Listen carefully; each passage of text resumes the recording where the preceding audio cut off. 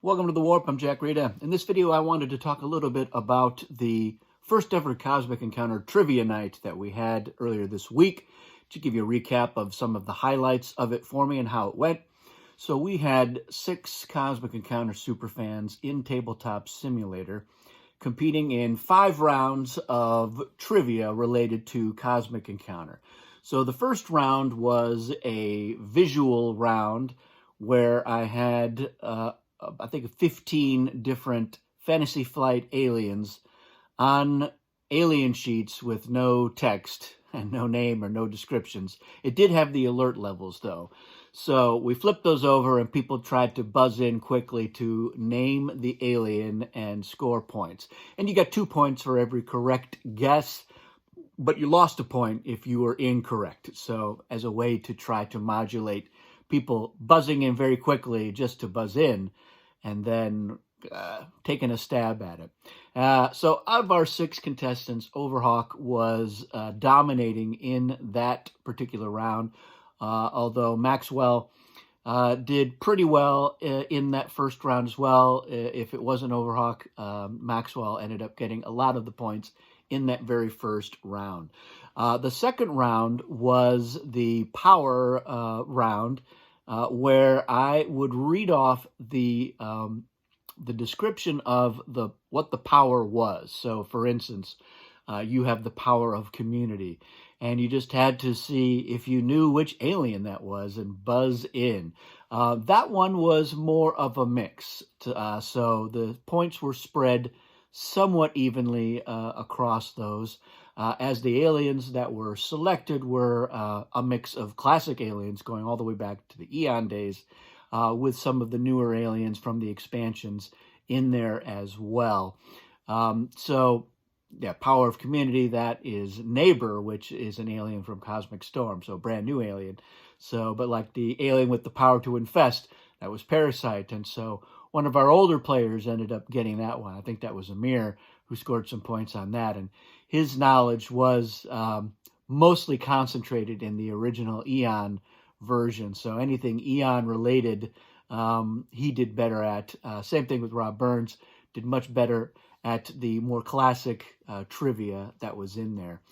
The third round was a history round, so I would just read off the alien's history, skipping over the name of that alien as it appears in the history, and people would buzz in when they knew those. So that was one where I think Jordan actually scored most of his points, being familiar with the histories. Maxwell didn't do as well, and a lot of people, they don't really read those histories on the alien sheets that much, or certainly not more than the first time they look at that alien sheet.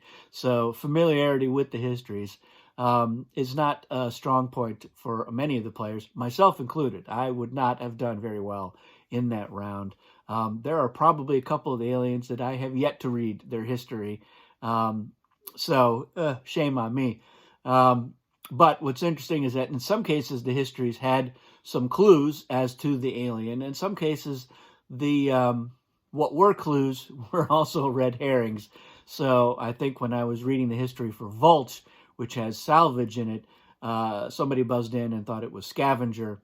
But again, that was one of the ones where I think Jordan figured out was Vultch, and maybe one of the other players who did better with the classic Eon aliens as well. The fourth round was another visual round, but it was the visual throwback round. So all of the alien art was either from a previous edition of Cosmic Encounter, including Cosmic Encounter Online, or it was prototype art, which is not widely known. And in some cases, you would be very hard-pressed to look at it and go, oh, well, clearly that's this alien. Although they were on sheets, and you could make out a little bit of the alien's history from the way that the art was folded. So you had the art there, and then a little bit of the history peeking out behind. So one of the ones that was in there was Grudge, and it looked kind of like an angry bladder. And once you know that it's Grudge, you can go, okay, I guess that makes sense. But yeah, it was a challenging one, and that was, again, another one where the points were a little more evenly distributed. And then the final round was a multiple choice round, and it was more of a general trivia mostly on the history of Cosmic Encounter or the history of the publication of Cosmic Encounter. And in that case, you know, you could take a guess. There were 3 possible answers. And some of them you might have known it. A lot of people got who buzzed in first got the answer wrong. We had a couple people buzz in before they even knew what the 3 choices were, and so that was pretty comical. So we do have a stream of that, and it is kind of fun to watch, and you can test your own knowledge as stuff comes up. How quickly would you have been able to figure it out? We're definitely going to do trivia night again.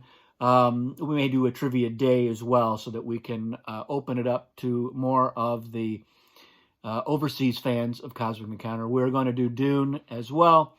So I think we'll probably do a Dune trivia night next, and then a Cosmic Encounter trivia day.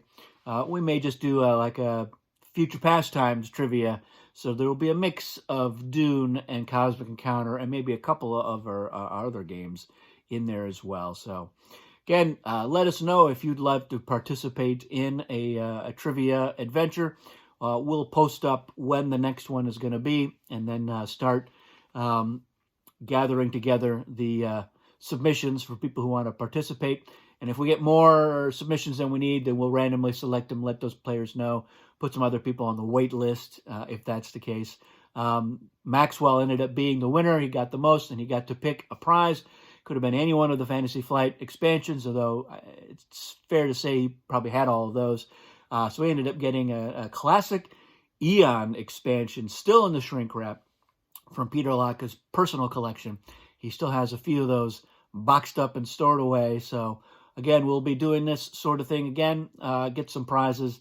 It's just an easy way for us to interact with the community, help promote the game, have fun, and talk about Cosmic and Dune and all of our other games. That's what we like to do. So that's it for this video. Thanks for watching, and we'll see you again soon.